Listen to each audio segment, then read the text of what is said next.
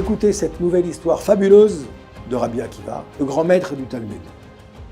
Rabbi Akiva avait pour habitude de voyager de village en village, de ville en ville, à la fois pour collecter des fonds pour ses élèves, pour son Beth Midrash, son centre d'études, et également pour pouvoir pourvoir aux besoins de sa famille et aux besoins de ses élèves.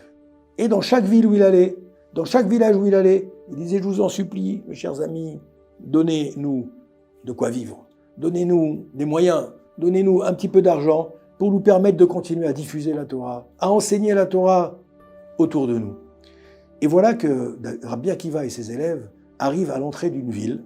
Et cette ville, elle était fortifiée, elle était fermée par une muraille. Et voilà qu'ils se présentent à l'entrée de la ville, la porte principale. Là-bas, les soldats l'accueillent avec beaucoup de sévérité. « Halte, qui va là? Qui va là ?» Rabbi Akiva se présente. « Je suis Akiva ben Yosef. Je suis rabbin. Je viens avec mes élèves pour vous demander l'hospitalité, nous permettre de rentrer dans votre ville pour nous reposer, pour nous restaurer, pour prendre des forces et pour demander aux familles qui veulent bien nous aider à ramasser un petit peu de fonds pour les besoins de nos élèves. » Les soldats, j'étais un petit groupe de 2-3 soldats, ils se concertent tous les trois avec beaucoup de sévérité, ils regardent un petit peu le groupe, ils font le tour, ils regardent les affaires. Et ils disent à la finale, non, c'est pas possible, on va pas pouvoir vous laisser rentrer. Rabbi Akiva insiste, je vous en supplie, laissez-nous rentrer, je vous en supplie, on vient juste passer la nuit, on n'a pas où dormir, on n'a pas où manger, laissez-nous passer la nuit. Les soldats se concertent à nouveau, ils refont le tour du petit groupe, de manière suspecte comme ça, Rachoud, on appelle ça en hébreu, suspicieuse. Ils regardent et puis finalement ils décident. Le responsable vient voir Rabbi Akiva. Désolé, on ne peut pas vous laisser rentrer. Interdit de rentrer dans cette ville. Continuez votre chemin. Rabbi Akiva, malheureusement désemparé, dit à ses élèves, ne vous inquiétez pas. Mes chers élèves, mes chers enfants, Akol Letova, tout ce que fait Hachem, c'est pour le bien. Rabbi Akiva réfléchit maintenant, on se dit, où va-t-il passer la nuit? Rabbi Akiva avait pris pour seules affaires, avec lui, avec ses élèves, un âne qui les accompagnait pour porter les sacs, pour porter les vivres, pour porter les victuailles, pour leur séjour, leur périple. Il avait pris avec lui un coq qui allait permettre de sonner le réveil tous les jours. Après leur nuit d'études, ils avaient besoin d'être réveillés au son du coq, du cocorico. Et il avait pris avec lui également une lanterne qui allait permettre d'éclairer en chemin. Les routes n'étaient pas éclairées comme aujourd'hui. C'était des routes qui étaient dans l'obscurité totale. Alors, une lanterne qu'il avait avec lui. Avec ces trois choses, Rabbi Akiva réfléchit, se dit, écoutez, les amis, on n'a pas le choix. On va aller à quelques centaines de mètres de ce village et on va passer la nuit à la belle étoile. Et Dieu, Bezrat Hashem, va veiller sur nous. In Eloyanum veluishan, Shomer Israël. Le gardien, il veille sur nous. Le gardien ne dort jamais. C'est Akadosh Baruch Hu. Ils s'installent maintenant. Ils organisent un petit camp de fortune. Et voilà que, une fois le petit camp organisé, ils vont étudier comme à l'accoutumée. Ils vont se restaurer. Ils vont chanter. Ils vont passer un bon moment ensemble. Et voilà qu'est arrivée l'heure de dormir. Rabbi Akiva propose à chacun de ses élèves d'aller s'installer dans ce campement de fortune. Lui-même va s'installer pour dormir. Et ils s'endorment. À la nuit, à la belle étoile, comme on dit. Mais voilà qu'en plein milieu de la nuit, ils sont réveillés. On entend des rugissements, on entend des bruits très forts. Lion qui est en train de rugir. Ils se lèvent en catastrophe et vont voir ce qui se passe. Ils vont, comme ça, quelques mètres, quelques dizaines de mètres, et ils voient de la petite colline où ils étaient installés, ils voient maintenant l'âne qui a été dévoré par le lion. Un lion qui est en train de partir. Dieu merci, le lion ne leur a pas fait de mal, mais en tout cas, ils voient un lion qui est parti et qui a tué l'âne. Les élèves sont catastrophés. Rav, comment on va faire pour porter nos affaires, nos victuailles? Le lion a tout dévoré. Rabbi Akiva, toujours avec son calme légendaire, il dit à mes élèves, ne vous inquiétez pas, n'ayez aucune inquiétude. Akadosh Baruch Hu est avec nous, Akol Letova. Tout ce que Dieu fait, c'est pour le bien. Les élèves sont un petit peu rassurés, mais quand même, ils ont du mal à se rendormir. Rabbi Akiva leur dit, ne vous inquiétez pas, mes enfants, mes élèves, allez dormir tranquillement. il faut qu'on reprenne un petit peu de force pour demain. Ils vont se coucher, à peine commencent-ils à se rendormir, qu'ils entendent à nouveau du bruit. Et là, cette fois-ci, c'est des cris, c'est un chat sauvage, comme il y en a dans ces endroits-là, un chat sauvage. Ils aperçoivent le chat sauvage qui se sauve, mais entre-temps, qu'est-ce qu'a fait le chat sauvage? Il a dévoré le coq.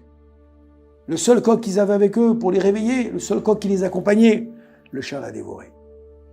Alors les élèves sont encore plus inquiets. Rav, qu'est-ce qu'on va faire maintenant? L'âne a été dévoré. Maintenant, c'est le coq qui a été dévoré. Qu'est-ce qu'on va faire? Et Rabbi Akiva de continuer, toujours avec son même calme légendaire. Kol ma she'Hashem oseh, akol letova. Tout ce que Dieu fait, c'est pour le bien, ne vous inquiétez pas. In Eloyanu velo ishan, shomer Israël. Dieu nous protège. Dieu vous protège, mes enfants, mes élèves, ne vous inquiétez pas. Allez vous reposer. Il reste maintenant que quelques heures. Le jour va bientôt se lever. Ils vont difficilement se rendormir et à peine sont-ils dans le premier sommeil qu'il y a maintenant une tempête. Le vent se met à souffler. Le vent commence à faire envoler les quelques affaires qu'ils avaient avec eux. Alors ils se réveillent en catastrophe. Et lorsqu'ils se réveillent, qu'est-ce qu'ils voient? Ils assistent à une scène de désolation. Le vent a tout éparpillé. Le vent a tout envoyé balader.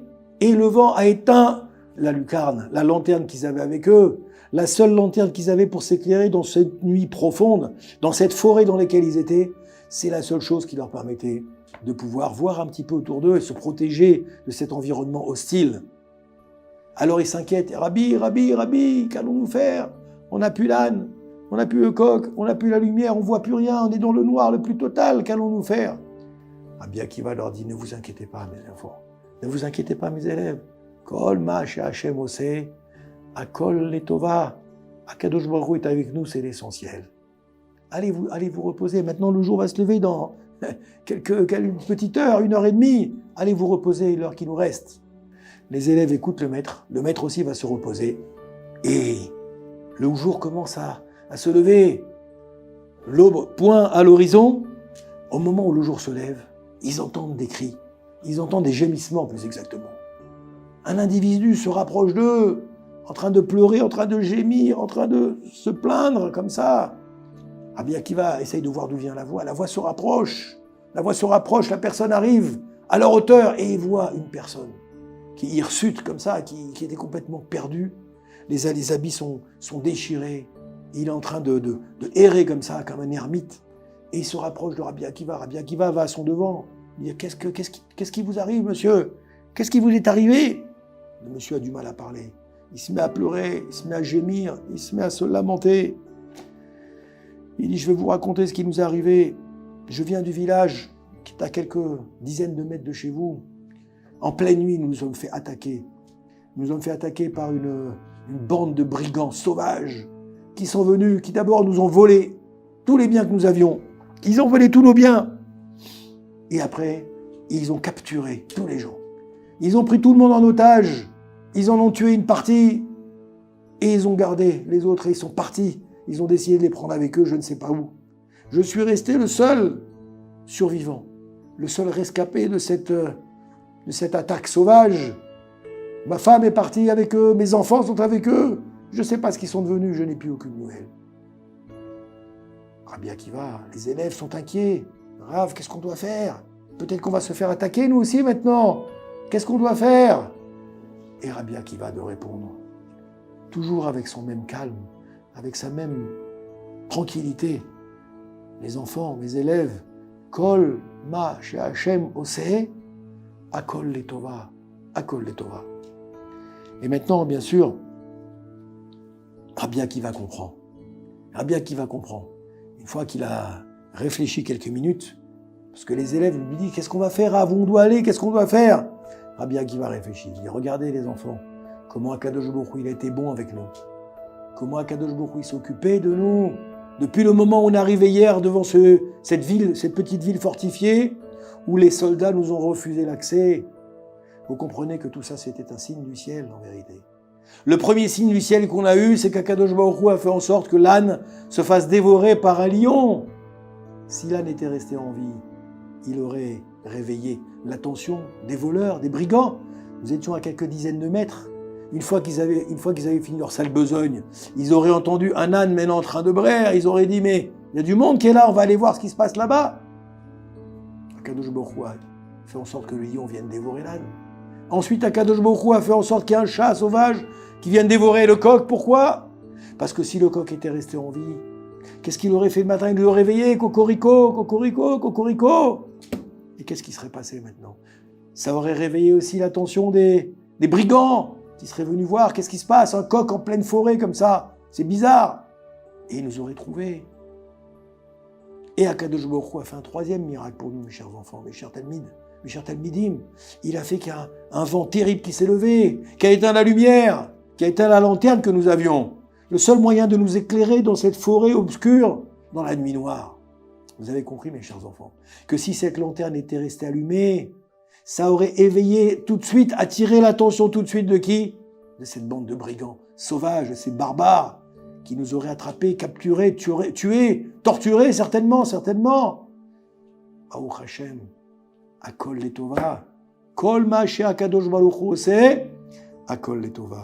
Vous avez compris que nous avons été sauvés par Akadosh Baruch Hu, qui a fait en sorte de faire tous ces miracles sans même qu'on s'en aperçoive, et on a été sauvés. Et on doit remercier également ces gardes qui nous ont refusé l'accès hier, parce que si finalement ils nous avaient laissé rentrer, vous avez compris ce qui serait advenu de nous. Nous serions partis malheureusement également, en prisonniers, où ils nous auraient tués, assassinés, comme ils en ont assassiné une partie dans le village. Alors on doit remercier Akadosh Baruch Hu.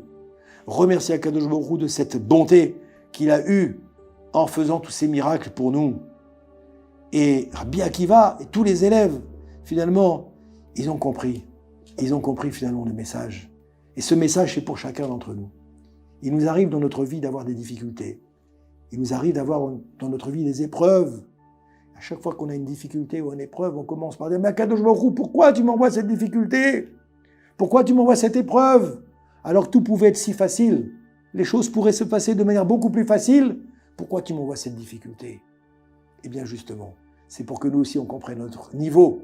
Que Kol Masha Hashem oseh, Akol Letova. Alors mes chers amis, Akadosh Baruch Hu Natan Belev Hashomrim Shelo Le'arshot Lanu Le'kanes La'ir. Tous les miracles qu'a fait Akadosh Baruch Hu, c'est simplement pour qu'on prenne conscience que Akadosh Baruch Hu nous accompagne dans tous nos événements, dans tous nos chemins, dans tous nos actes, faits et gestes. Il est toujours avec nous. Et qu'il ne faut jamais se plaindre des situations difficiles auxquelles nous sommes confrontés, parce que finalement, ce sont que des moyens qu'Akadosh Baruch Hu utilise des fois pour nous éviter les épreuves, pour nous éviter des difficultés, pour nous éviter des xérot, kachot, véraot, des décrets difficiles, et pour faire en sorte qu'on puisse continuer à avancer dans la vie en disant toujours, en regardant toujours vers le ciel, en disant Kol ma she'Hashem oseh, Akol Letova.